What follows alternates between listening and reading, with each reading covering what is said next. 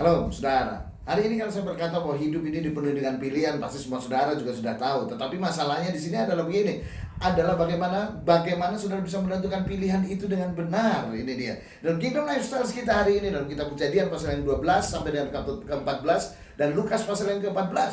Kejadian pasal yang ke-12 ini berbicara tentang Abraham dan Lot yang mereka salah pilih, saudara. Abraham yang awalnya mengikuti Tuhan dengan antusias, mengikuti Tuhan, tetapi menjadi layu antusiasmenya. Karena apa? Menghadapi kelaparan di negerinya, saudara, sehingga dia harus bermigrasi. Dia pergi ke Mesir. Dan ternyata di sana Abram, waktu itu namanya belum Abraham, Abram harus menghadapi situasi yang di luar perkiraannya. Apa itu situasi di luar perkiraannya? Istrinya mau diambil oleh Firaun. Lalu dalam Kejadian 13 ayat yang ke-11, bagaimana seorang keponakan Abram yang bernama Lot, dia mengambil pilihan yang keliru. Yaitu saya bacakan Kejadian 13 ayat ke-11. Sebab itu Lot memilih baginya seluruh lembah Yordan itu, lalu ia berangkat ke sebelah timur dan mereka berpisah. Akibatnya ketika Lot memilih pilihan yang salah, dia memilih berkemah di dekat Sodom. Dan Sodom itu adalah negeri yang sangat kejam. Semua dosa ada di situ. Dan Lot, saya rasa Lot tahu bahwa reputasi Sodom sangat buruk kota itu. Tetapi Lot tetap tinggal di dekat Sodom. Dan akibatnya apa? Lot menjadi tawanan, saudara. Istrinya menjadi tiang garam. Dari ayat-ayat tersebut di atas, maka saudara tahu bahwa Lot dan Abraham mengambil pilihan yang salah. Dan hari ini saudara harus belajar bagaimana saudara mengetahui bahwa pilihan saudara salah sebelum kesalahan itu terjadi. Nah ini dia. Biasanya orang tahu salah setelah kesalahan itu terjadi. Tapi hari ini Kingdom Lifestyle hari ini mengajarkan kepada kita untuk saudara tidak mengalami kesalahan sebelum kesalahan itu terjadi, saudara. Nah ini dia. Sebab begini, kalau kesalahan itu sudah terlanjur terjadi, maka saudara pasti akan mengalami kerugian banyak. Terutama kerugi waktu, rugi tenaga, dan mungkin juga rugi keuangan saudara. Jadi mari saya beritahu kepada saudara, ciri pilihan yang salah, ini dia. Ciri pilihan yang salah itu adalah begini, berdasarkan kenyamanan atau kesenangan saudara. Abraham pergi karena negerinya kelaparan. Memang kelihatannya masuk akal, tetapi seharusnya Abraham dia harusnya percaya kepada Tuhan bahwa Tuhan akan memelihara.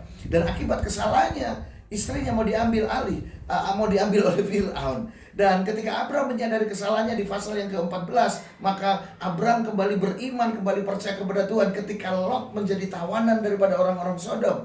Dengan jumlah pasukan yang cuma 300 sekian menghadapi ribuan pasukan Sodom. Akhirnya Abraham memenangkan peperangan. Karena apa? Karena pilihan yang salah selalu meminta harga, saudara.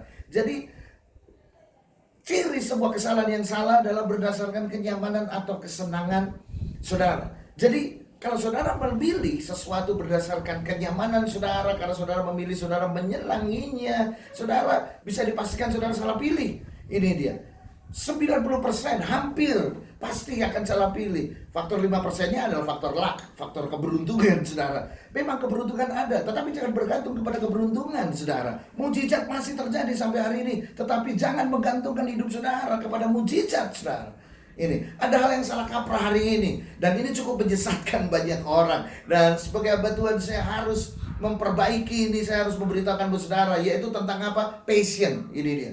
Anak-anak sekarang tidak mau mengerjakan apa yang tidak disukai mereka hanya karena apa? Oh, ini bukan passion saya.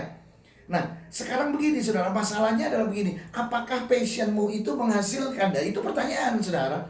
Dan apakah passionmu itu menghasilkan dan bisa mencukupi kebutuhanmu? Bukan hanya kebutuhanmu, tapi kebutuhan keluargamu, kebutuhan orang-orang yang saudara kasihi. Apakah itu passionmu menghasilkan seperti itu? Jadi kalau bicara, sebab begini, kalau bicara bekerja saudara, itu goalnya itu adalah hasil. Dan hasil itu bukan hanya bisa mencukupi kebutuhanmu, tetapi juga orang-orang yang saudara kasihi.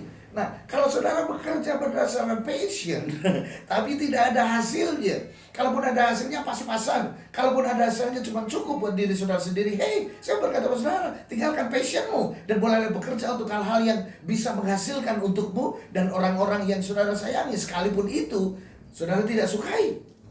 Ini dia. Sebab untuk saudara berhasil ada 3 syarat, saudara. Kerja keras dengan mendatangkan hasil yang besar, dengan cara yang benar, dan baru passion mengikutinya.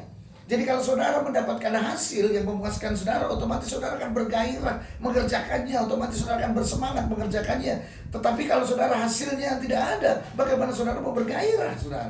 Contoh hal yang paling simpel, mungkin ada di antara saudara yang suka fotografi. Saudara awalnya suka foto-foto, dan kemudian ketika ada temanmu melihatkan, oh fotomu bagus, kalau gitu tolong dong saya difoto. Lalu ketika saudara memotret temanmu dan temanmu puas dengan hasilnya, malah maka apa? Dia memberikan uang kepada saudara. Sudah dapat hasil, masuk kantong, asik kan gitu kan. Lalu karena dia senang dengan pekerjaan saudara, hasil foto saudara, ketika ada temannya mau menikah, lalu dia berkata, pakai fotonya dia aja, yaitu saudara. Dia fotonya bagus. Lalu temannya itu memakai saudara untuk apa? Memfoto weddingnya. Lalu karena menyukai hasil foto saudara, tentu saja saudara dikasih uang, dan itu pasti apa? Lebih besar. Nah, saudara semakin bergairah kan? Gitu kan? Saudara semakin semangat kan? Kenapa begitu? Karena saudara menikmati hasilnya. Jadi passion itu akan mengikuti setelah saudara menikmati hasilnya. Jadi hari ini saya berkata kepada saudara, kalau saudara mengerjakan passion saudara dan tidak mendatangkan hasil, kalaupun ada hasil itu pun kecil dan tidak bisa mencukupi kebutuhanmu, segera tinggalkan. Kalaupun saudara harus mengerjakan apa yang tidak saudara sukai, tapi itu mendatangkan hasil yang besar, do it. Kerjakan saudara. Jadi perhatikan pilihan saudara. Dasar pilihan saudara agar saudara berhasil. Tidak selalu yang menyenangkan saudara, bukan selalu yang membuat saudara nyaman. Ada kalanya saudara harus mengambil pilihan yang tidak saudara sukai, tetapi itu menghasilkan buat hidup saudara.